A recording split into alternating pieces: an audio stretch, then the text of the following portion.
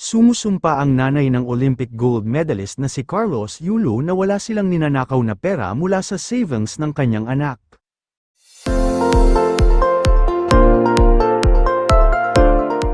Nag-explain si Angelica Yulo tungkol sa mga akusasyon sa kanya ng mga bashers na mukha raw siyang pera at ito raw ang dahilan kung bakit may hidwaan sila ni Carlos. Mariing pinabulaanan ni Angelica na naghahabol siya sa kinikita ni Carlos bilang athlete sa national team, at lalong walang katotohanan na winaldas nila ang savings ng anak. Sa isang video na in-upload ng Bombo Radyo sa Facebook, nagsalita si Angelica tungkol sa pambabash sa kanya ng supporters ni Carlos. Dito, naikwento niya ang tungkol sa naipong pera ng anak. Panuorin natin ang interview ng Bombo Radyo sa ina ni Carlos Yulo. Hindi naman po yun talaga totoo. Kasi, nakuha naman ni Kaloy ng buong buo sa BDO yung pera niya na nagkakahalaga ng 11 million. So nakuha niya yon. Nagpasa siya, since hawak ko yung passbook niya, no, nagpasa siya ng affidavit of loss, got it notarized, tapos pinasa niya sa BDO dito sa Mayta. So syempre sa kanya lang nakapangalan yon, no. Kaya may right talaga siya na kunin yung pera niya.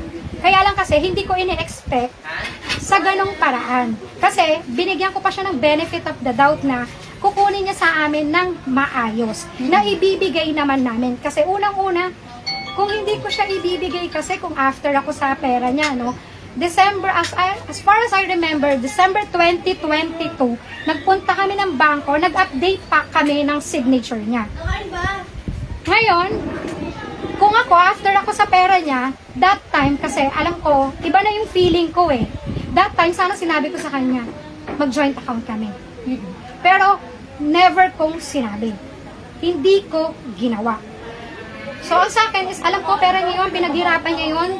Kumbaga parang gastusin niya sa paraang gusto niya, gastusin niya sa paraan kung saan siya masaya.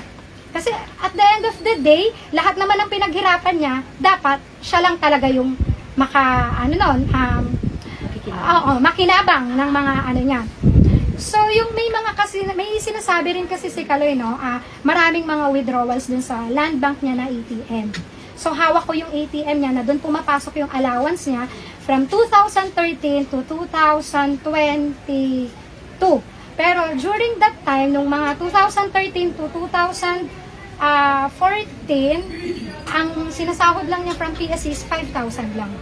Then after a year, naging 8,000. After a year ulit, naging 10,000. Until December 2019.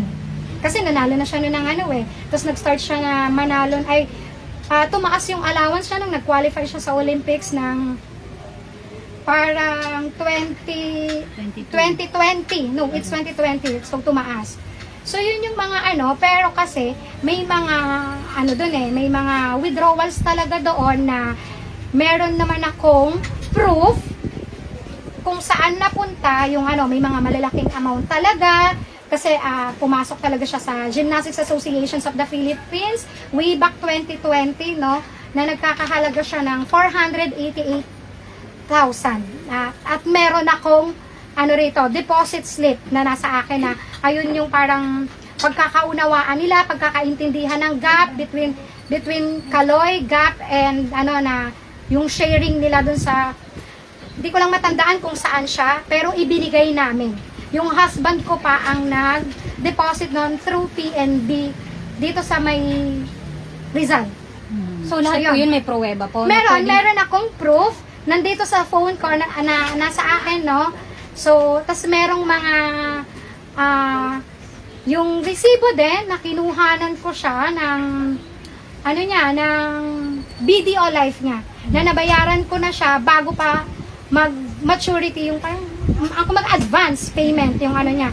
Even the Sun Life na dalawa yung ano niya, insurance niya.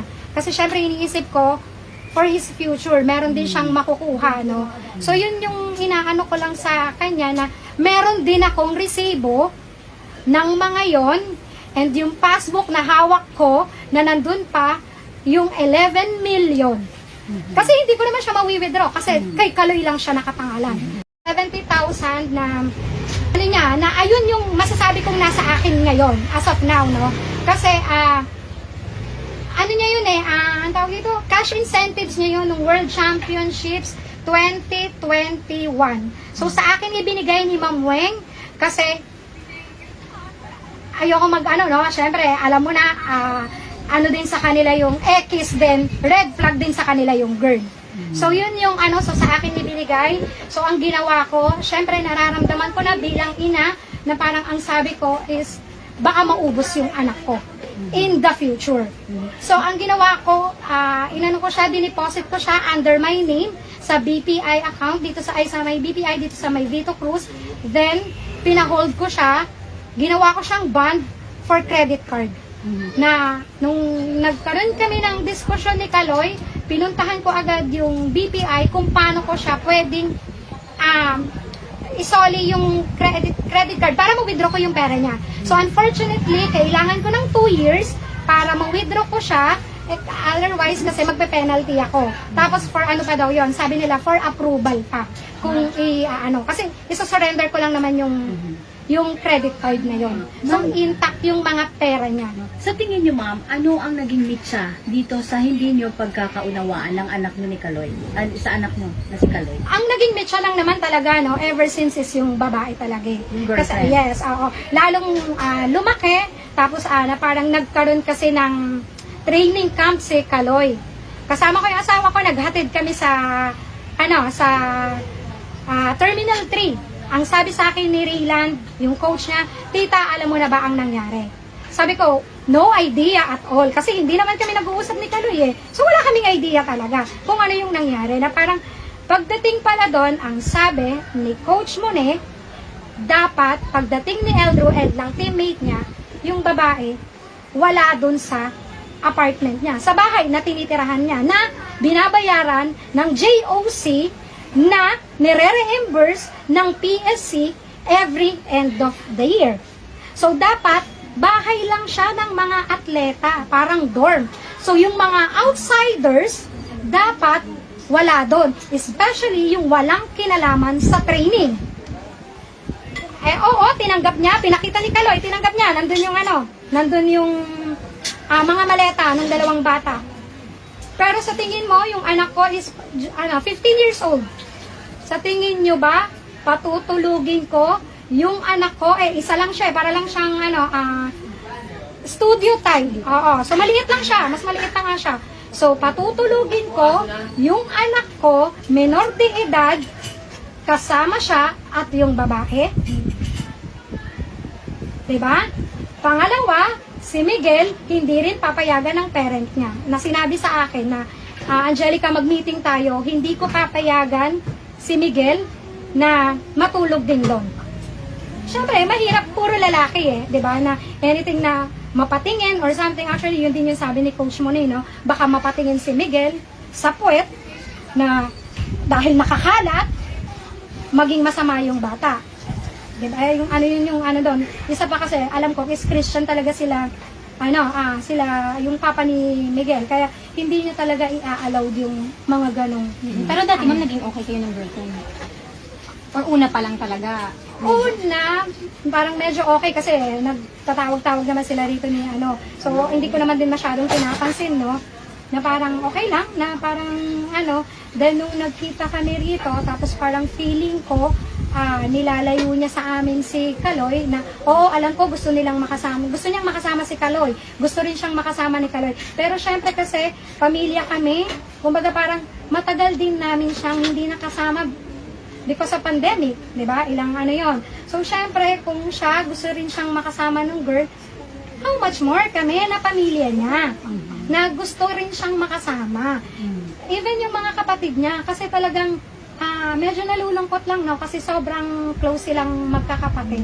Pero after nung nangyari yung namin ni Kaloy, so parang even yung youngest ko, yung eldest ko, yung medyo si Eldro, medyo ganon-ganon lang yan Hindi ganon kalalim, katulad ng sabi nga nung teacher ni Iza nung nagkausap sila sa palarong pambansa na sobrang malalim yung galit na nararamdaman ng youngest ko, kay Kaloy. Ma'am, mensahe nyo na lang kay Kaloy, ma'am, ngayon.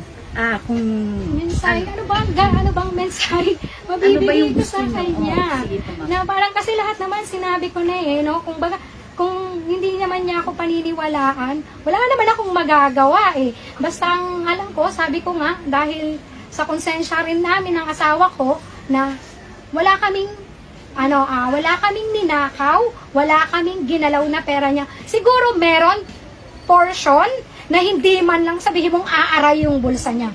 Na parang kasi naman namin ininvest sa bahay ng para 'di ba na makita din niya na eto kahit Ano paano sa bahay, ma'am, pwede niyo pong ano? Oo, yun yung sa bahay na pwede mo masabi na ay may remembrance ako sa pera ko. Kasi yan ang sinasabi ko sa mga anak ko. Every time na magkakaroon sila ng cash incentives, malaki o maliit, sinasabihan ko sila na bumili kayo yung merong maaalala nyo na ay galing to sa palarong pambansa, ay galing to sa ganito kong cash incentives, ay galing to sa Ma'am, pag sinabi mo pong hindi aaray yung bulsa,